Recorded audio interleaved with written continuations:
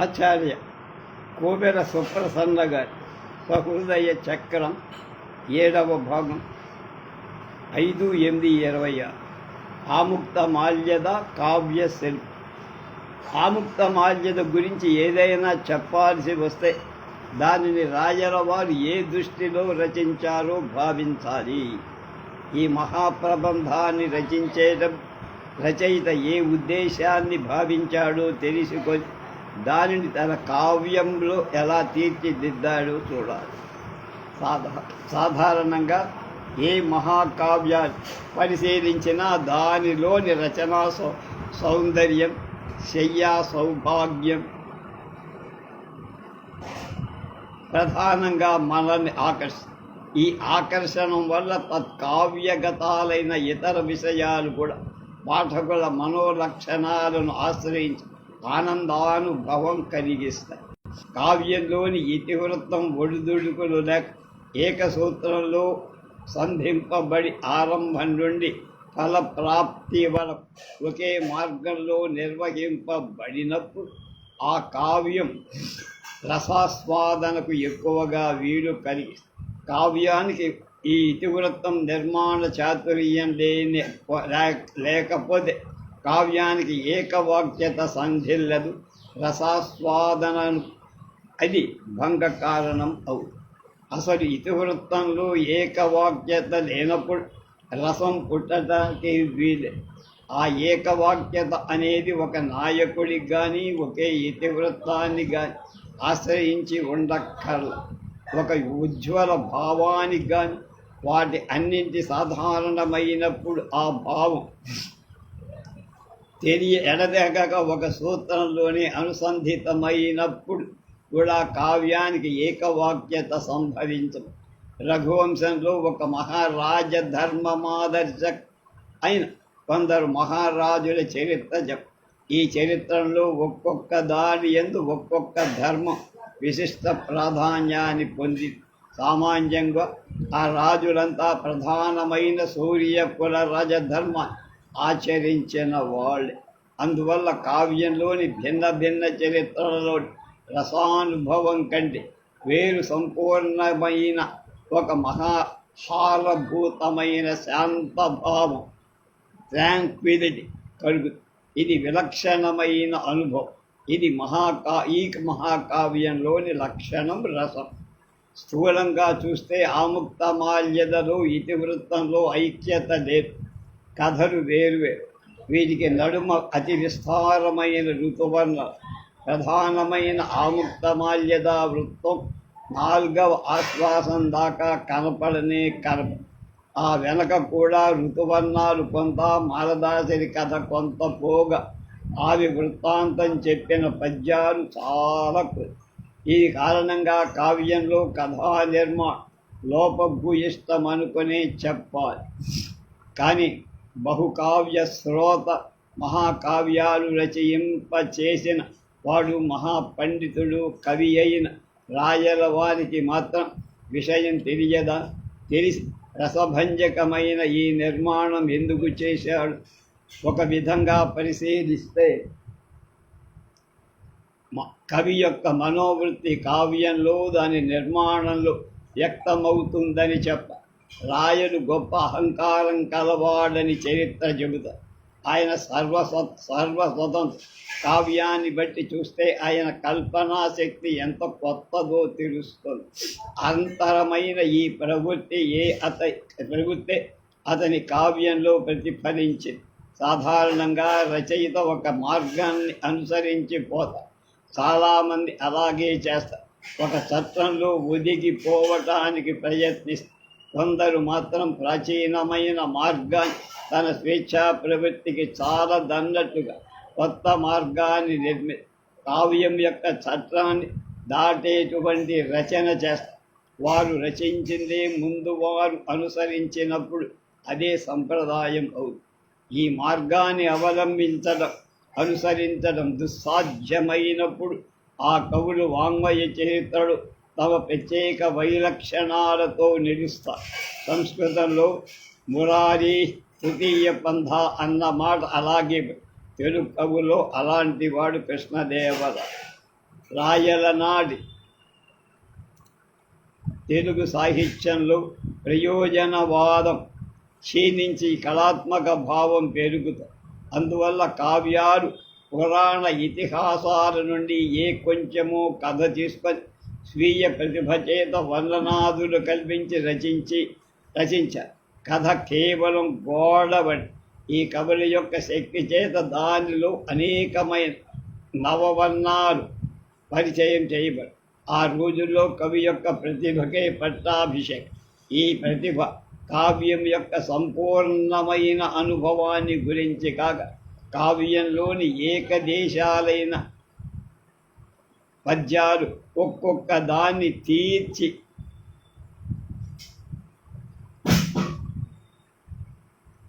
తీర్చుడలో వినియుక్తమై కావ్యం తెరచి ఏ పద్యం చదివినా ఆహా అనిపించాలని ఆనాటి కవుల ఆదర్శం.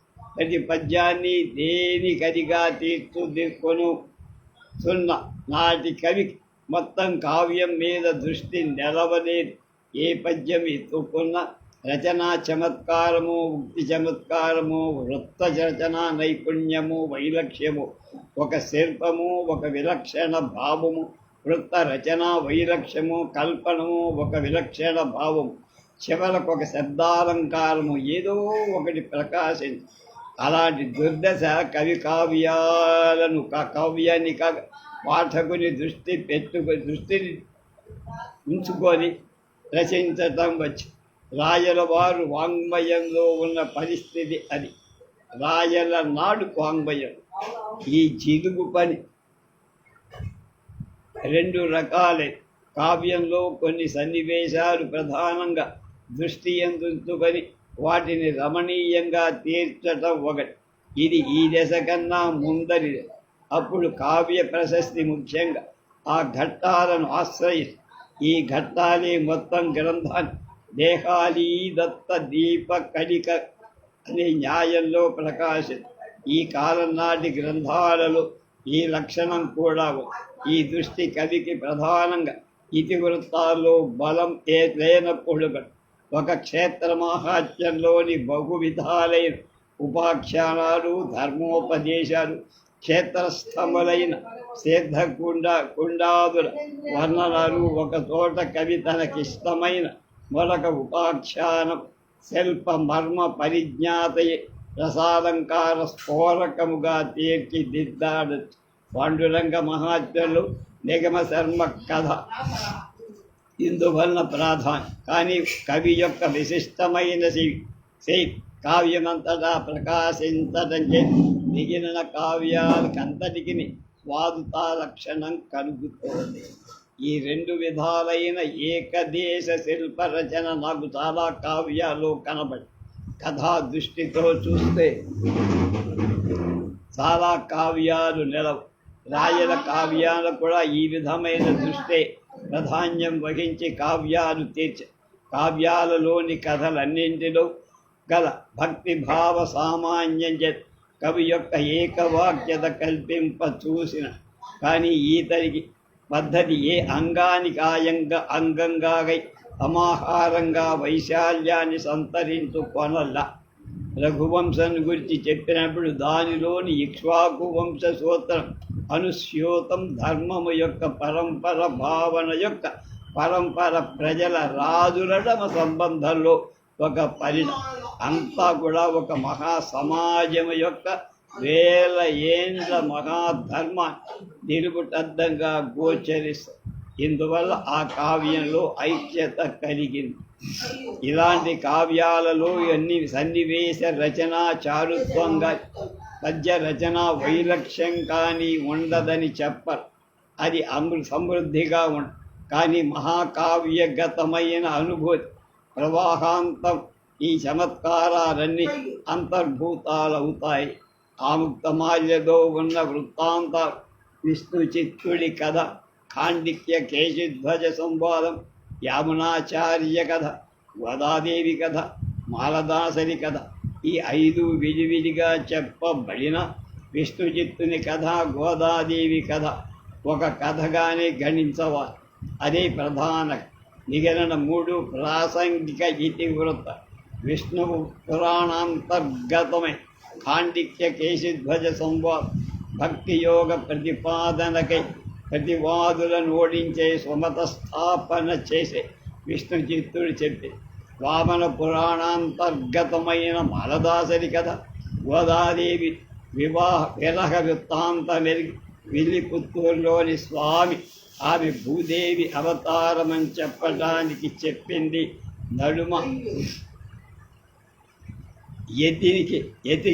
అతికిన వృత్త ఆ యామునాచార్యుల విష్ణు చిత్తల వారి దర్శన స్థానం చేసినవాడు వేరొకడు కలడని భగవంతుడని వృత్తాంతం లక్ష్మీదేవితో చెప్పారు.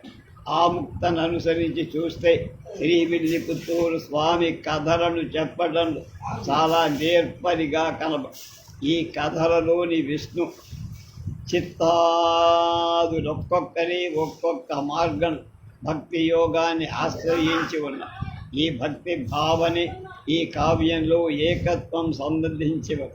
కానీ ఈ కథలు ప్రధాన కథలు అంతర్భవించినట్లుగా ప్రాసంగికములట్లుగా భాషింపగా దేనికది ఒక స్వతంత్ర వృత్తంలాగా భాషించడం దీనిలో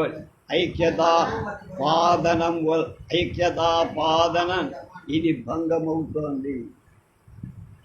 ప్రధాన కథోపాఖ్యానాలు ప్రబంధ దృష్టితో చూస్తే ఇది శిథిల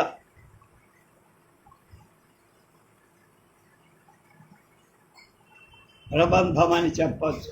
కానీ శ్రేష్ట ప్రబంధం అని చెప్పడానికి వీలు కాకుండా ఉన్న స్థూలంగా సూక్ష్మంగా చూసినప్పుడు మరికొన్ని చమత్కారాలు కనబడు.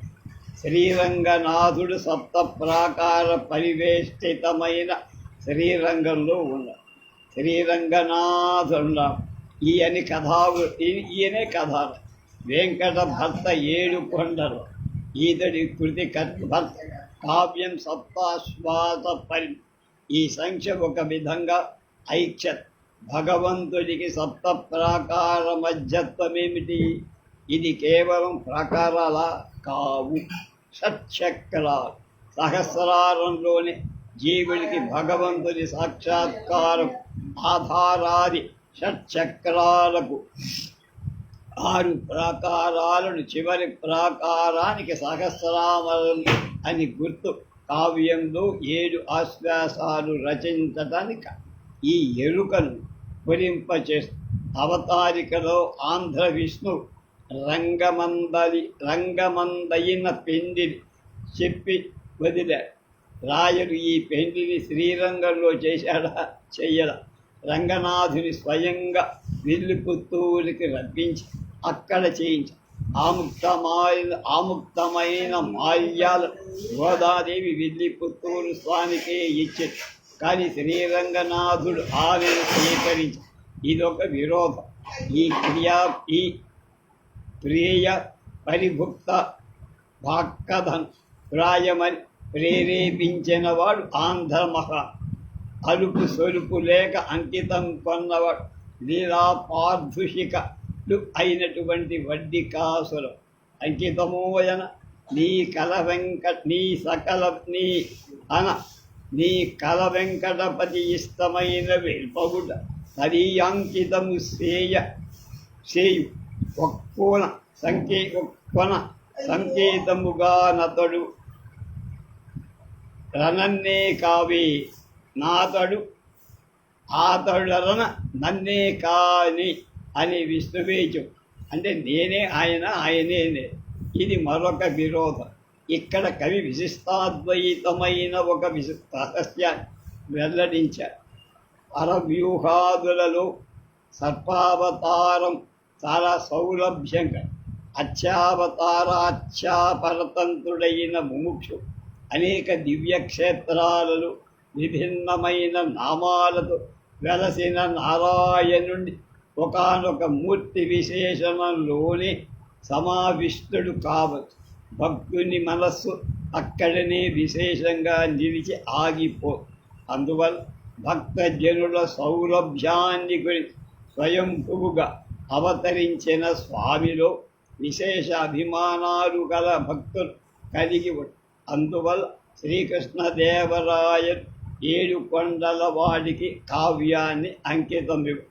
గోదాదేవి రంగంలోని స్వామిని గోదాదేవి శ్రీరంగంలోని స్వామిని కోరడం కావ్యం ఏడుకొండల వాడికి అంకితం. రాయలవారు తన కావ్యం అంకితం ఇస్తూ ఏడుకొండల వాని నెక్కడను వెంకటేశ్వర శబ్దంతో పిలవల.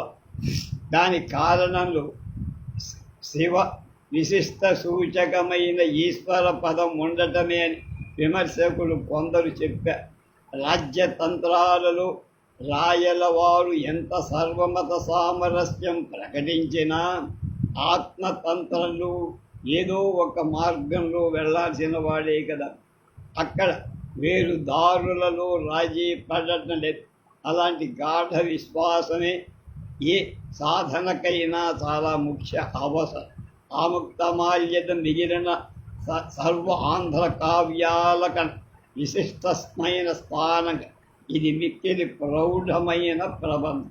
ఈ ప్రౌఢిమ అనేక విధాలుగా కావ్యంలో సంక్రమించవచ్చు. రచన వైచిత్రి భావన చేత, రీతి శయ్య పాకాదుల చేత దేని సంతరింపవచ్చు.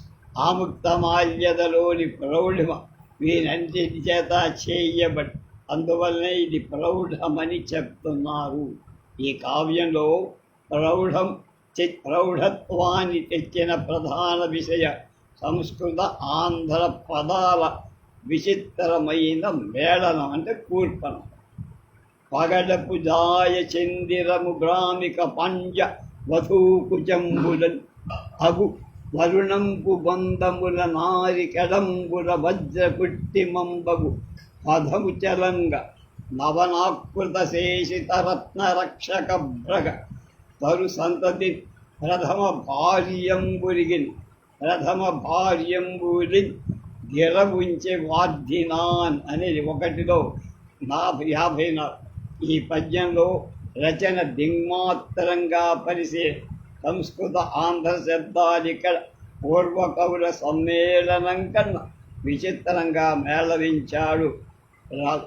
చిందిరము ప్రామిన పాండ్యవధూ కుచంబుల అనే నడుము సంస్కృత అరుణపు పొండముడు, ఇది మరొక పద్ధతి. గిరగుంతుట మరొక. ఇవి సంస్కృత రచన. తరువాత పద్యం చివరిమ. ఈ విధమైన వైలక్షణ కావ్యంలో ఎక్కడ చూసినా మనకు కనపడు. ఇది అలవాటైన పద్ధతి. అంతకుముందు ఎవడు వాడిందిగా. కవిత్రయం పోతన్న శ్రీనాథ మొదలైన ఆచ్ఛిక సంస్కృతాన్ని కలిపిన పద్ధతి అలవాటుగా. ఇది విచిత్రంగా వేరుగా. ఈ కావ్యంలో ఈ పద్ధతి ప్రౌఢిమమే కాక క్లిష్టతను కూడా ఆపాలి. ఈ క్లిష్టత మరి అనేక కారణాలచే సంక్రమించింది. కొన్ని నైఘంటికాలైన పదాలు వాడటం, అంటే నిఘంటువులు ఉంభిత, తృణత, శృణి, హేవాక, గుసృణ మొదలైన పదాలు. ఇవి పూర్వ కావ్యంలో పాచిత్వంగా ప్రయోక్త. 2. సంస్కృత వ్యాకరణ శాస్త్రం ఎరిగిన వాళ్ళకి వింత గొలిపే నూతన ప్రయోగం. ఇదం ఇరమ్మదీకృత బాడవీకృత యోత్స్నీగని దృహిణాండకరండ ధూర్వ. ఈ విధంగా ఎన్నేని చెప్పదు. ఇంకా తెలుగు వ్యాకరణాన్ని అనుసరించి సాధారణం కాని సంధి కార్యాలు చే గంగను కాసే, రంగభర్తంచు, అందిచ్చు, నీరు బుగ్గ, గంధ కట్పట్టెలు మొదలైనవి ఇలాంటివి. ఈ కావ్యంలో ఆగసారులు, సాలెవాణ్, కృషికులు మొదలైన వృత్తుల వాళ్ళు వాడుకునే కొన్ని పదాలను కూడా అందులో చేర్చారు. అవి కూడా క్లేశాపాదకాలేనని చెప్పాలి. అందుకనే క్లేశాపాదకాలైన కారణాలు 2. అన్వయ క్లేశం, అంటే అర్థం తెలుసుకో. కొన్ని పద్యాలలో చెప్పబడిన వృత్తాంతం ఒక పద్యంలోనే కుదింపచేసే లక్షణం కూడా. తడుకొత్తన్ భుజకీర్తి వజ్రఘుణి సూత్రస్యోత హారస్ఫుటత్కరికాజిత్త భుజద్వయోపరి గళాధస్వల్ప విస్తార దైర్ఘ్య లటిస్తర్య గురుత్తర గురు గురు గురంతటంబం వివాహాంచన్ మనోజాత పాటల పాటల దంతచ్చదబోళ భాషికము దండలు ఓలే కేళ్ళింత. ఇది గోదాదేవి వర్ణనలోపై. ఆమె చేతులు దండలలాగా, ఆ దండలు కుచాలపై, మెడకు కింది భాగం భుజకీర్తుల కాంతుల జెత్, మెడలోని హారాల అలంకారాల జెత్ ఒక బాసికంలాగా. బాసికానికి రెండు వైపులా అలంకారంగా కట్టిన పూల దండ ఆమె చేతులట. ఈ భావం చాలా అందమైనది. కానీ పద్యంలోని అన్వయ స్వయం వ్యాఖ్యానాపేక్ష. ఎవడైనా వ్యాఖ్యానం చేసి చెప్తే కానీ అర్థం కాదు. కానీ దీనిలో భావం స్ఫురించడం కష్టం. కానీ దాని తర్వాత చర్వణం వల్ల కలిగే ఆనందం చాలా గొప్ప. దాన్ని మళ్ళీ మళ్ళీ చదివితే గొప్ప ఆనందం. ఈ పద్యానికి కుచద్వయోపరి కథా గళాధస్వల్ప విస్తార దైర్ఘ్య రసతిర్య గుణస్థలం రాజల వారు ఒక్కరే వర్ణి. ఇది ఆయన ప్రత్యేక. ఇందరు కవులన్న ఆయన విశేషంగా చూస్తూ ఆయన బుద్ధి నవనవోన్మేషాన్ని. ఈ స్తనోపరి భాగం భూషణహార కాంతుల చేత తడతడలాడే బాసికంలాగా. ఈ బాసికానికి హస్తాలు దండలు ఈ వనరులు భావి కథార్థసు అంటే రాబోయే కథను సూచిస్తాయి. బాసికము వివాహానికి ప్రతీక, దండలు ఆముక్తమాల్యదకు ప్రతీక. అంటే గోదాదేవి వివాహానికి పూల దండలకు అవినాభావ స్థితి. ఈ రెండు లంకె వేయము. ఇవి కవి కావ్యంలోని వర్ణనాంశం. భావి కథా వ్యంజకంగా మనం ఉపయోగించుకోవచ్చు. మనమునరక్తి హెచ్చని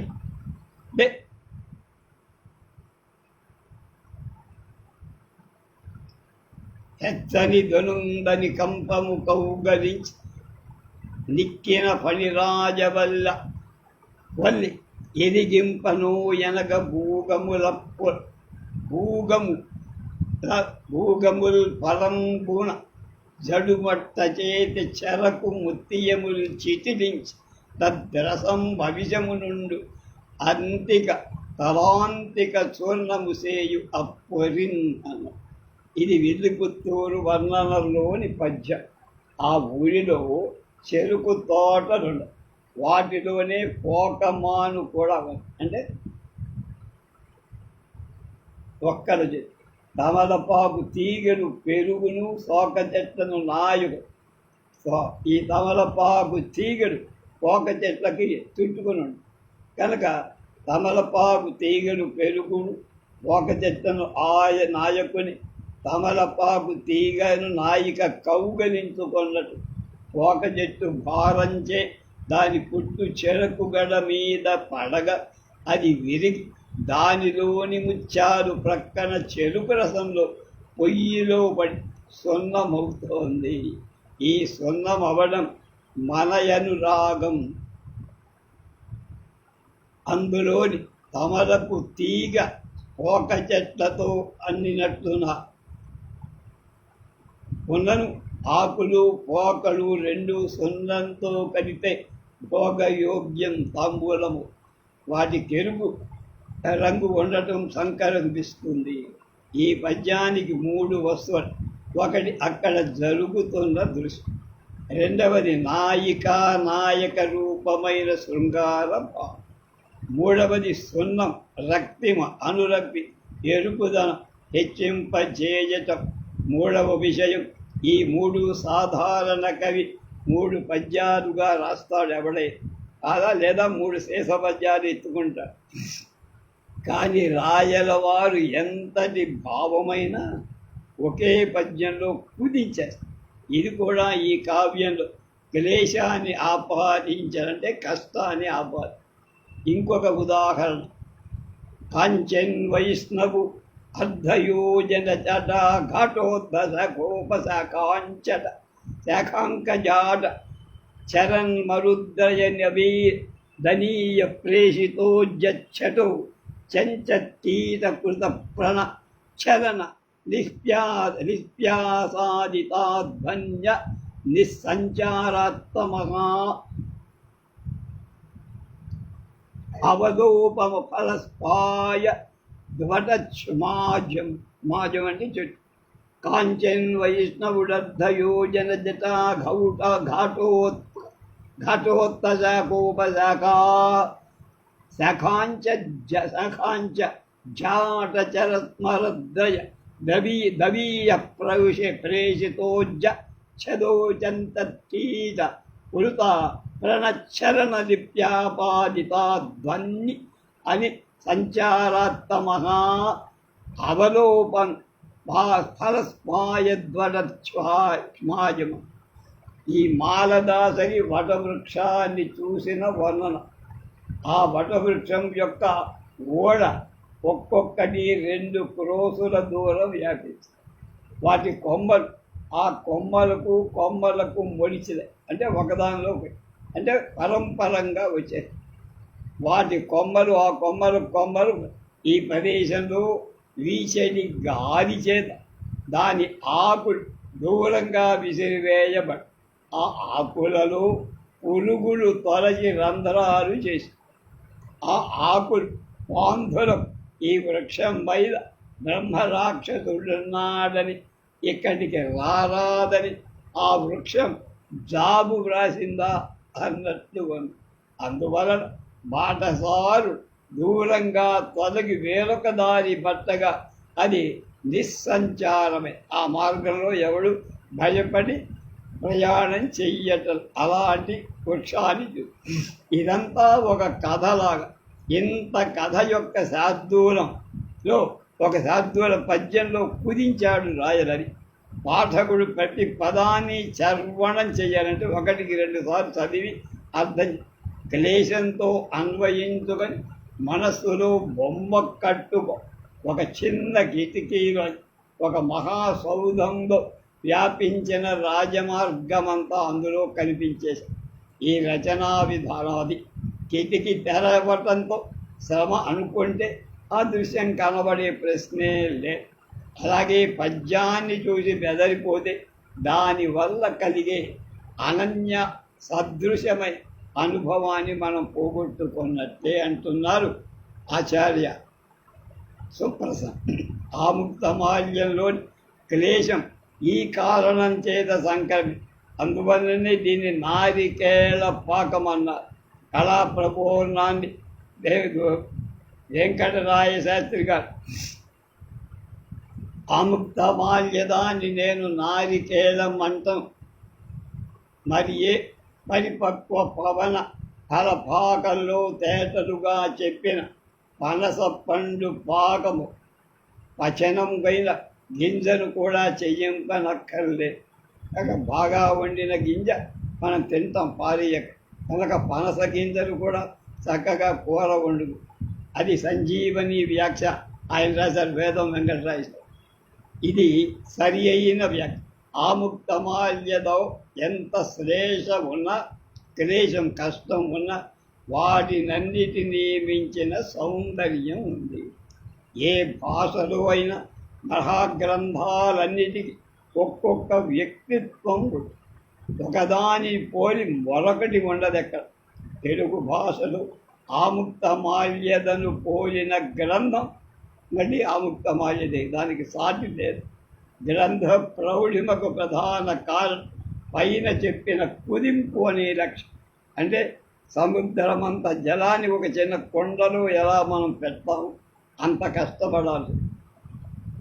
కన తత్పయోభివీక్ష రసతలాన్యోన్యజిందీకృతాంగ భీతాండతి ధృత కులాయార్ధ ఖండిత సమిల్లవ రూపచరణాంతిక భ్రమ తరువరము ఘన గుహాఘటిత శంకరణ లోకైక బిందు భీకృత మేరు మందరము చటల జంప తరస్వ నగరీ విపరీత పాలితా శాకోణ పరిభ్రఢము ప్రబలతర బాడవీకృతేరమ్మదము భాస్కరేరమ్మదీకృత బాడము పతక సమ్రాట్ ప్రతత్తర ప్రభంజనము వృజిన స్థూలౌఘముల దూల విసరుగాక. ఈ పద్యం గ్రంథాదిలోని వైన తేజస్తుతి అంటే గరుత్మంతుడి. ఈ రచన చాలా ప్రౌఢగాఢం బంధం. సీస పద్యం యొక్క నడక కూడా లోకోత్తరమై గరుడిని రెక్కల గాలిచే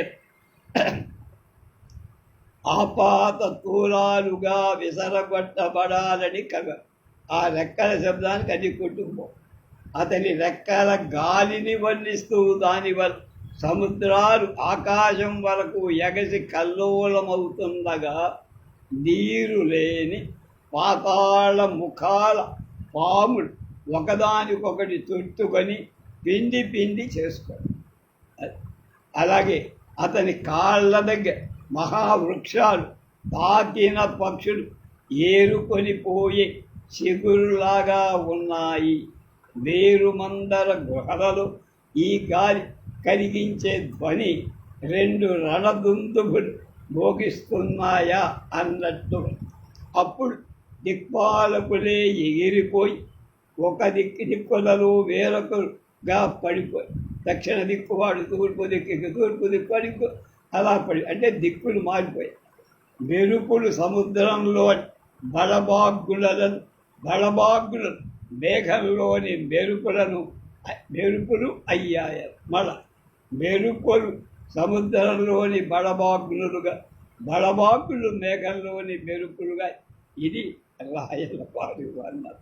దీనివల్ల ఆయన మరో లక్షణంగా మొదటి పాదమంతా చెప్పినట్లుగా సముద్రములు ఆకాశానికి ఎగరడం, పాతాళానికి పాములు పరస్పరం చుట్టుబడి పిండి పిండి అవ్వడం, ఈ రకమైన ఊహ చేయడం మామూలు వాడెవడు ఏ కవి చెయ్యలేడు, సాగదు.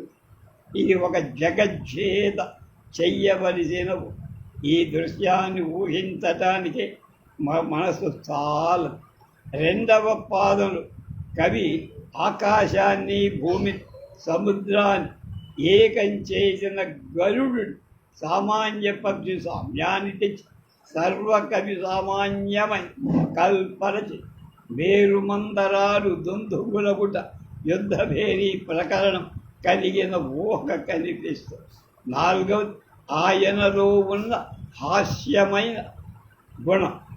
హస్తదిక్పాలకుడు ఒకరి నగరాలలో ఒకడు పారిపోయి భయంతో వాళ్ళ నగరంలో వీడి నగరంలో వాడు చొరబడిపోయారు. అలాగే ఇది విచిత్రమైన మనోలక్షణం కవి చెయ్యాల్సిన ఒక మామూలు వాడి వాళ్ళకు అలా ఊహ చేయడం రాయలు కాదు, రామకృష్ణుడు చెయ్యలేము. మిగిలిన వారికి ఇది చెల్ల కాదు, వల్ల కాదు, చెయ్యలేరు నర్థం. గీతపదం ఎత్తుగడలో ఒక వైచిత్రం. శేషములోని 4 పాదాలు 4 భావాలే చెప్పారు. ఒక్కొక్కటి ఒక్కొక్క సమాసం. గీతం కూడా అలాగే. చెయ్యాల్సి వస్తే 2 పాదాలు సమకూర్చి ఒకటిగా చెయ్య. కానీ 2 పాదాలు రెండే కదా. అందువల్ల 2 పాదాలు దేనికదే విరచనను ఊహ మాత్రం ఒకటి. అదేమంటే తల క్రిందుగా ఇక్కడ బాడబేరం మదములు మారూరుట భూమ్యాకాశాలు చక్రాలు తిరిగా ఒకే పద్యంలో ఎన్ని వైవిధ్య గోచరింపబడిన అవతారికలో గరుడి వర్ణనం ఇలాగే చెయ్యాల్సిన అవసరం ఉందా? తల బద్దలు కొట్టుకోవాలా అని రావు. ఈ గరుడుడే కథానాయకుడు. విష్ణుచిత్తుడు గరుడాంక సంభూతుడు. మిథునే స్వాతింజం విష్ణు అధీశ ధన్విన పురే ప్రపజ్యే స్వసురం విష్ణు విష్ణు చిత్తం సమామ్యహం అని విష్ణు చిత్తుల వారి తనయ అంటే కూతురు ఆచార్య ముక్తావళిలో సకల వేదమయముడైన శ్రీ గరుత్మంతుని అంశంచేత పుట్టాడు అని చెప్పి ఈ విష్ణుచిత్తుడు విశిష్టాద్వైత మతాన్ని స్థాపించి మధురలో విజయాన్ని తెచ్చుకున్నాడు. విష్ణుచిత్తుడు పురాచరిత శాస్త్ర గ్రంథ జాత్యంధుడని చెప్పుకున్నాడు. ఇంతకుముందు నాకు ఈ పురాణాలు నాకు అంతా ఏం తెలియదు. నా మనసులో శ్రీ మహావిష్ణువు గరుత్నందులో ప్రవేశించి నాతో చెప్పించారు, కానీ నా దగ్గరేం పట్టించం లేదన్నాడు. భగవంతుని అనుగ్రహం చేత పాండ్య రాజసభలో సర్వశాస్త్రాల ప్రమాణంతో సర్వేతర మతాన్ని అన్ని మతాలని కని విశిష్టాద్వైత మతాన్ని స్థాపించాడు. అది విష్ణుచిత్తు. ఏ మాత్రం చదువు సంధ్య లేనివాడు భగవద్ అనుగ్రహం ఉంటే భగవంతుడి మహిమాదుల బలంతో తన ప్రభావాన్ని కొన్ని సాధారణ భక్తి విశేషాలు భక్త మహిమలు చెప్పి వశం చేసుకోవాలి. కానీ భగవద్ అనుగ్రహం వ్యాస సూత్రాల భాష్యాలు సర్వదర్శనాలు సర్వ ఉపనిషత్తులను ముక్తి ప్రత్యుక్తుల ఉదాహరిస్తూ వాదించటంలో ఔచిత్యం ఉందా అనొచ్చు. మూకం కరోతి వాచాలం పంగుం లంఘయతే గిరి ఇలాంటి శ్లోకాల చేత దీని అర్థం ఇక్కడ మనం సమర్థించాం. భగవంతుడి అనుగ్రహం ఉంటే ఇవన్నీ. కానీ సరిగా ఆలోచిస్తే రాయలు ఈ విషయంలో భావించే అక్కడ గరుడ వర్ణనం అంత అట్టహాసంతో చేసి గరుడాంశ సంభూతుడైన విష్ణుచిత్తుడు తన స్వరూపాన్ని ఎరగ ప్రకృతిలాగా తనకేం తెలియదన్నాడు. వ్యవహరించుతున్నాడు. భగవంతుడి దర్శనం అయితే తన వేదమయత్వం గురించి ఉంటుంది. అందువల్ల ఆయన అలా గొప్పగా వాదించి అందరినీ అంటే విష్ణు దర్శన స్థాపన కోసం వైనతేయుడే కారణ జన్మాన్ని పొందాడు. ఈ విషయం స్ఫురింపచేయట రాజు మరిజండు తోట వైనతేయును ఎక్కి ఉన్న భగవంతుణ్ణి ఆయన విష్ణుచిత్తుడు సభలో తక్కిన వారినల్లా జయించగా ప్రత్యక్షమైన భగవాన్ శివుడు బొల్దోయి చందమ్ములు దాస్యు హస్తోదకముల దివ్యాంగులమర్ అని వేయించేశారు. ఎర్రని తామర వంటి స్వాదు పాదాలు తార్క్ష్యుడు అంటే గరుత్మంతుని శివుడు టాకుల వంటి అరచేతులను జాగ్రత్తగా పొదగబడి ఇక్కడ భగవత్ పాదాలు వైనతేయుని చేతుల వాడిపోకుండా కందకుండా పరిరక్షింపబడుతున్నాయి. దీనివల్ల భగవద్భక్తి మతం శ్రీ విష్ణు చిత్తల వారి వాదం ఆనాడు పరిరక్షితమైన వ్యంగ్యంగా చెప్పచ్చు. ఇక్కడనే పతిత్ర ప్రభంజనం కూడా వచ్చి అక్కడ మూగిన దేవదానవ దానవాదులు కొట్టుకొని పోయారు.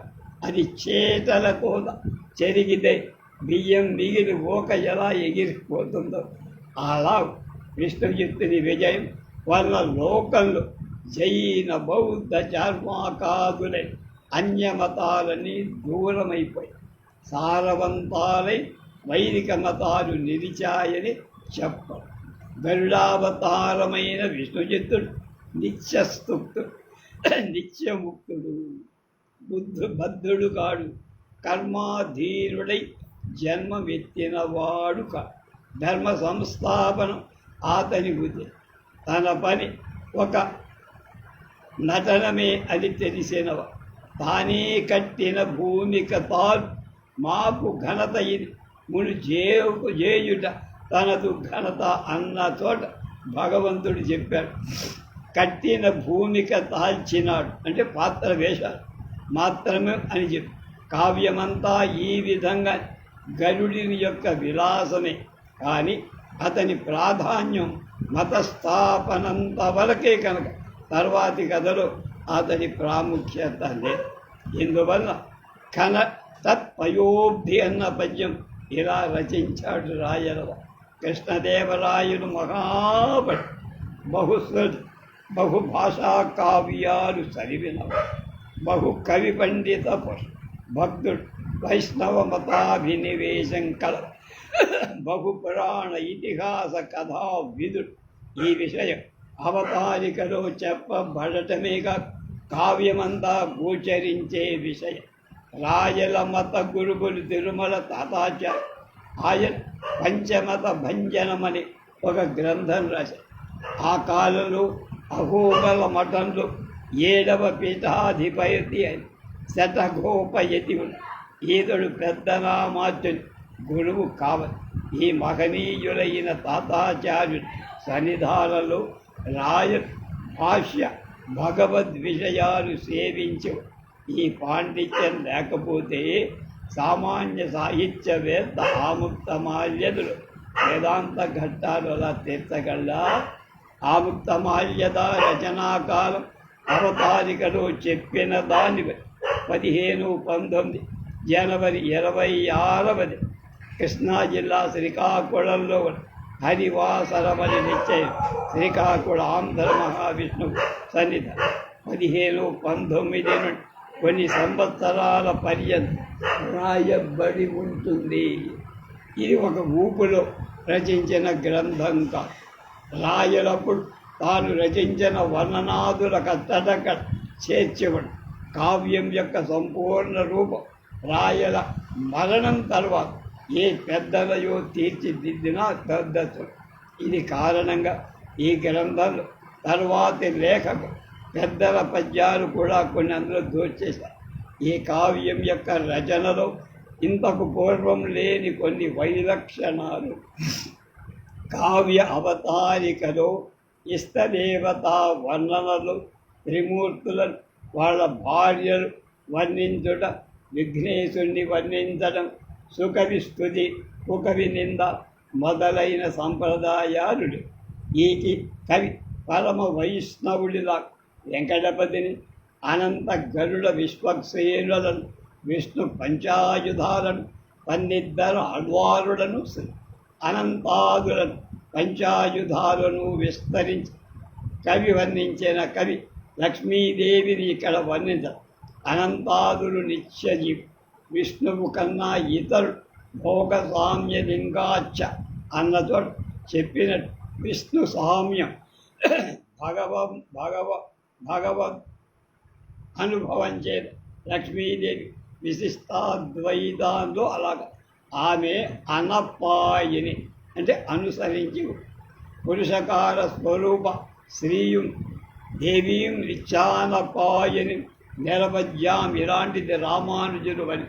అందువల్ల వైష్ణవ సంప్రదాయం శ్రీరహితం శ్రీరహితుడైన నారాయణ భాగవతులకు దగ్గరవాడు కానే కాడు.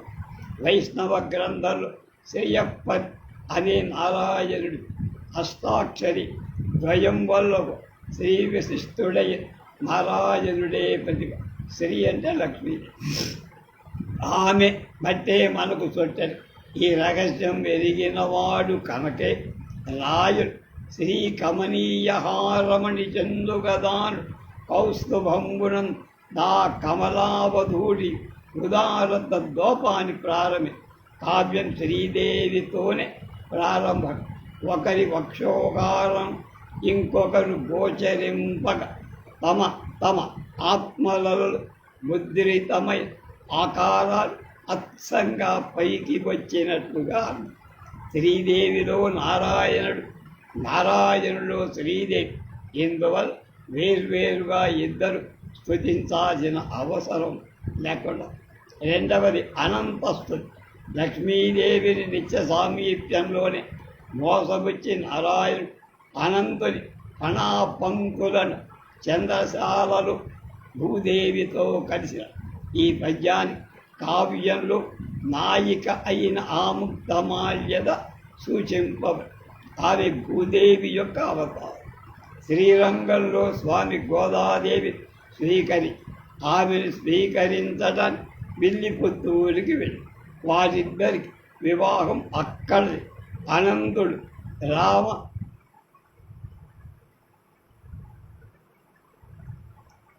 రామచంద్రుడిగా అవతరి రామానుజలవారు మహావిష్ణు వైభవం అనంత ముఖాలుగా వ్యాపింపచేసిన వారు ఆయన గోదాదేవి అన్నా అని పిలిచేదరు. రామానుజల వారి చరిత్రలో ఉంది. అన్న చెల్లెలికి సమస్త సౌఖ్యాలు సమకూర్చాలి కదా. అనంతుడు భూదేవికి చేసిన సేవ కూడా అందువలనే ఈ పద్యంలో అనంతుడితో రామానుజుల స్తుతి కూడా చెప్పాడు. పండిద్దరు ఆళ్వారుల స్తుతిలో భక్తి యొక్క భక్త లక్షణాలు స్పష్టంగా వ్యక్తం. ద్వాదశ ఆదిత్యులలో పండితులు సూర్యుడు అంట. సూర్యమండలస్థుడైన నారాయణ తాపము పొందగా దాన్ని తొలగించట తమ హృదయం మకరందాలు ప్రవహింపచేసి మురారిని చొక్కజేసిన ఆళ్వారుల భక్తి అమాయకమై మీరు భగవంతుని బాధను కూడా తమ సేవ చేత తొలగింపజే విష్ణుచిత్తునికి ప్రత్యక్షమైన భగవంతుని అతడు స్తుతింపగా మంగళాశాసనం చేశారు.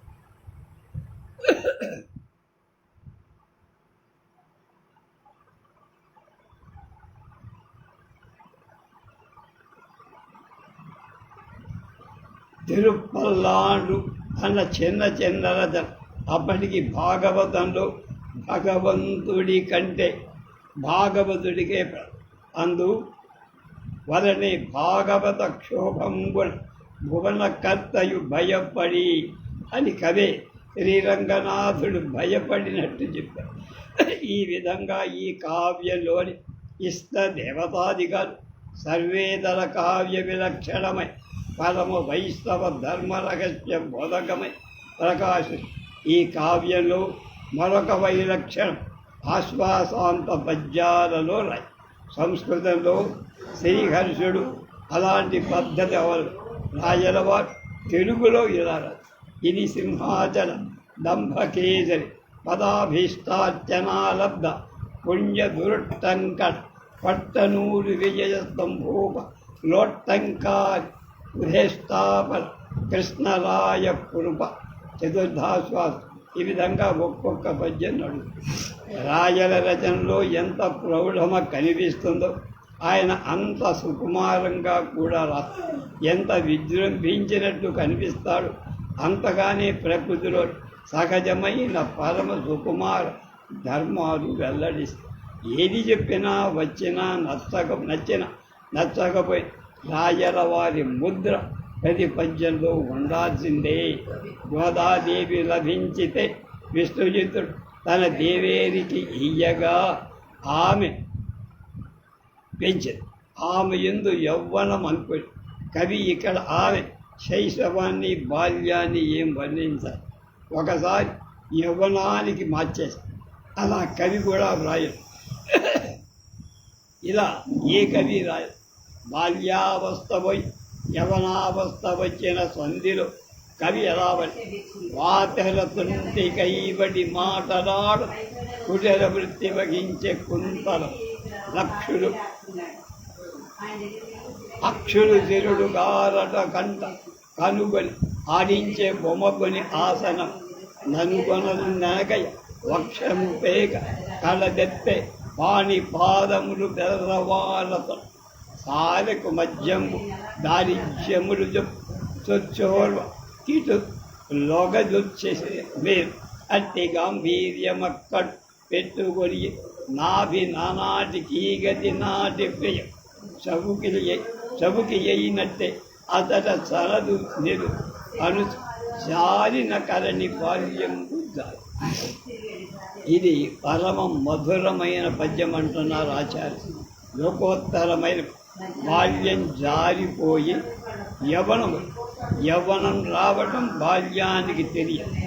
ఎప్పుడో తెలియకుండానే ఇందువలనే తాను ఎరగకుండా గోదాదేవి ఎన్నో మార్పులు వచ్చి ఆమె అమ్మవారు నిన్నటిది అనుక బాల్య సహజమైన జిలిబిలి పలుకులు పలుకు నేడు హఠాత్తుగా మరి ఆమె మాటలు వెనుకటిలాగా ఇది సహజమైన లోపం తన చిరపరిచితుడై వాటిలో మార్పు కలిగినప్పుడు లోకం వారు ఇలా చెప్పారు.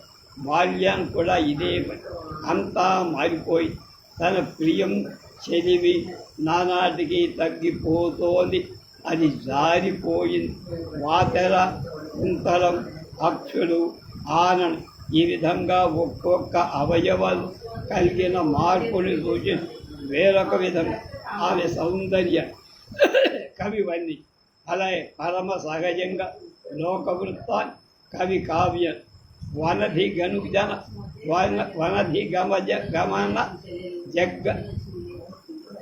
జగర్భార్క జనిత గృణ్ మరి ప్రసూదికి ఇతని ధామంబు చేరే ఘనత చొచ్చిన ఎండవు ధనుజయుండి కాన్పనకు పుట్టి నిల్చేరు క్రమముగా సూర్యకిరణాలు సముద్రుని చేరట చేత మేఘ రూపాన్ని పొంది ఆకాశాన్ని అని చూసి కవి సామాన్య గృహ వృత్తంతో సూర్యకిరణాలని వనితలు సముద్రాన్ని పొందటం చేత గర్భాన్ని ధరి పుట్టి నిలయ ఆకాశాన్ని సాధారణంగా ఆడపడదు ప్రసూతి కోసం పుట్టినళ్లకు వెళ్ళటం సహజం.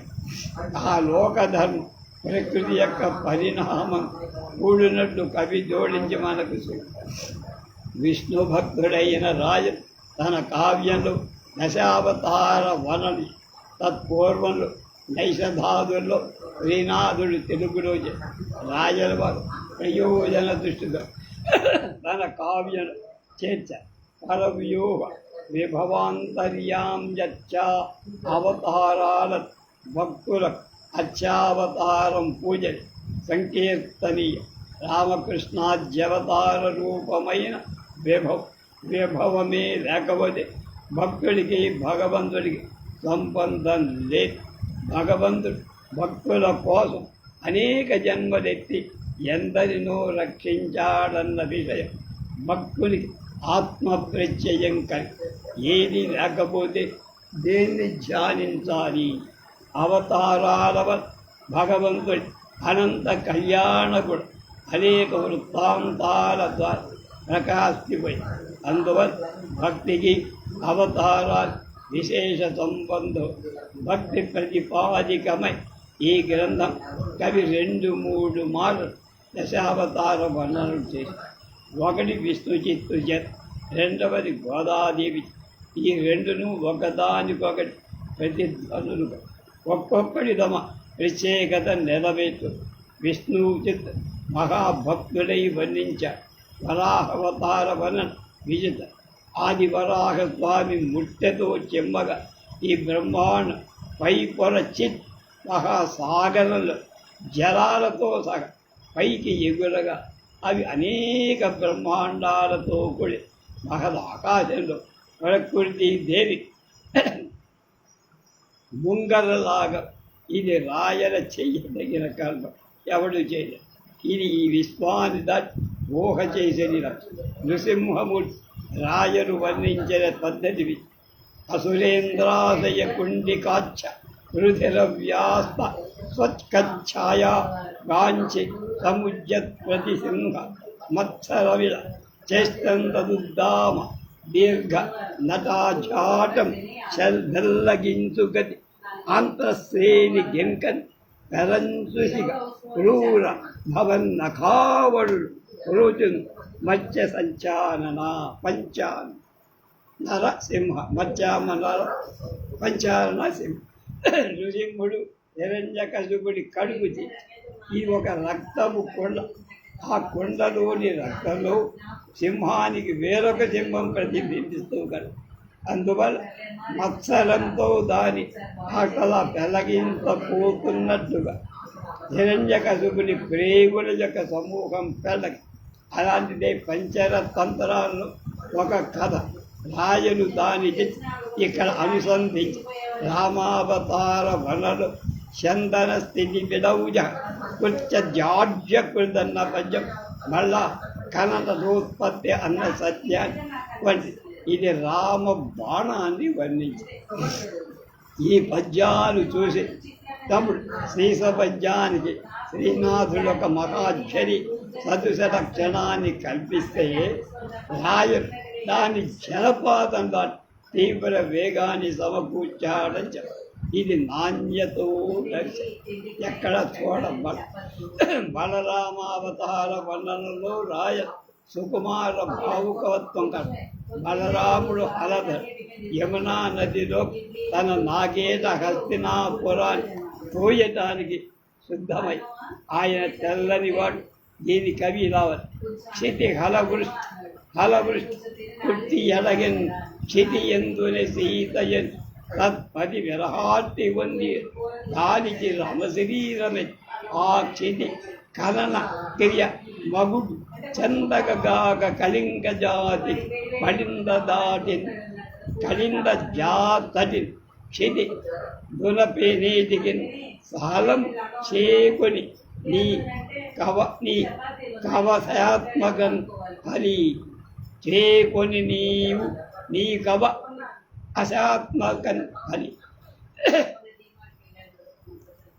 రామావతారంలో సీత భూమిలోకి చొచ్చినందువ దివసుడైన శరీరంలో పాండిమము పూనిన వాడి తెల్లబడి బలరామ శరీరము సీత మళ్ళా నాగేజుటాలు దొరుకుతుందా అని హలాని ధరి యమునా నదీ తీరంను దున్నాడు.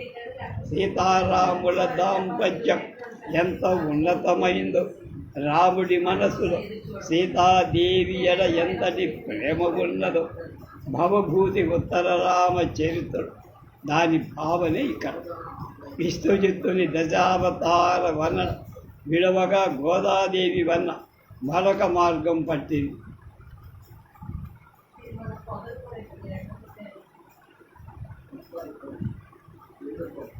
అది రేపు తెలుసుకోవాలి.